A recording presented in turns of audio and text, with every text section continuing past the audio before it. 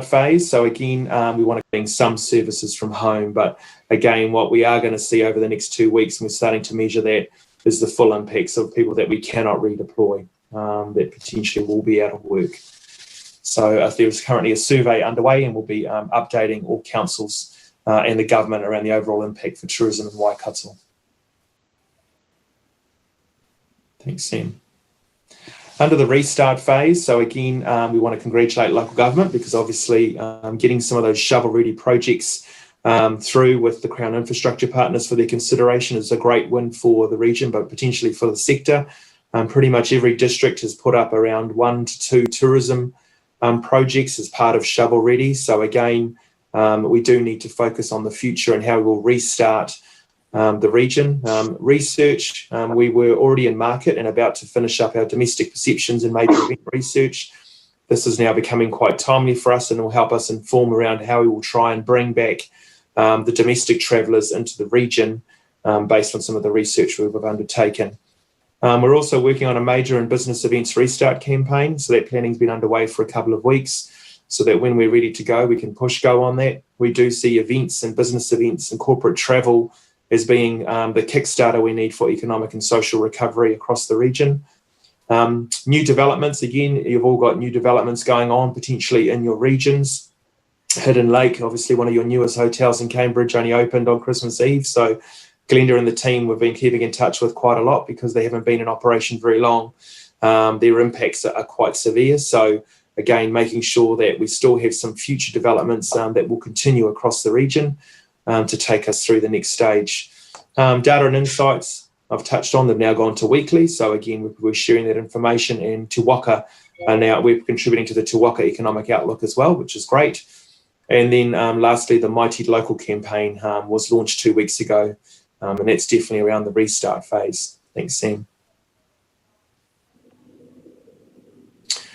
So Mighty Local, again, was a partnership with ourselves, Te Waka, all the chambers of commerce, so Te Awamutu and obviously Cambridge Chamber of Commerce, plus the Waikato Chamber of Commerce, all our councils, the business associations that also exist in some communities, and all our regional eyesights. We're in phase 1, so for the last 2 weeks, we've been promoting businesses with contactless delivery, promoting, on people that are still doing entertainment online or virtually from within Waikato, recipes from our beloved chefs, well-being and fitness. And this week we launched Business Stories. So again, we're starting to use this platform to promote some of the businesses and how they're pivoting into obviously response or looking at different opportunities for their business. So the idea is to try and give people hope during phase 1. During phase 2, which is obviously from alert level 3, we will increase our takeaway and F&B listings. And also essential services are starting to grow as well. In phase 2, we will move more to a local phase. At the moment, it's a regional platform, but the idea is potentially people will be able to group the types of information and services available at a local community level and at a district level as well. And then phase 3, which is when hopefully all travel restrictions are lifted, we will then activate the buy local, eat local, event local, shop, visit and explore within the region.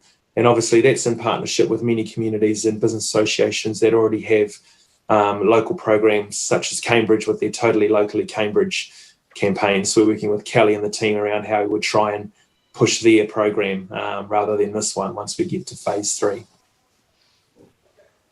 Thanks, Sam. And when it comes to how we will actually respond long term, so at the moment we're in phase 1, so we're calling it the hyperlocal phase. So 1 to 3 months we'll be pushing basically localism, everything to do with obviously how you purchase and interact with your local community. At phase 2, which then will move into a 3 to 6 month bracket, we're estimating we can then start to do intra-regional travel. So we'll be targeting the drive market within the Waikato region. We'll be hopefully starting to stand up community events again that can happen at a local level, and regional business meetings might be able to begin again with social distancing. At level 3, which is what we're planning our scenarios for 6 to 12 months, we can then stand up the domestic market. That is when potentially we will mainly focus on drive. So as you've heard me say before, 2.5, potentially 3 million people live within 3 hours radius of the Waikato region, including the region itself. So we'll definitely be focusing on the drive market. National events will be returning, as well as national meetings, and then eventually corporate travel, which again, business are quite a good lead for us with regards to stand up the sector again. And then lastly, we're planning on 1 to 2 years before we actually start to see any sort of international impact again.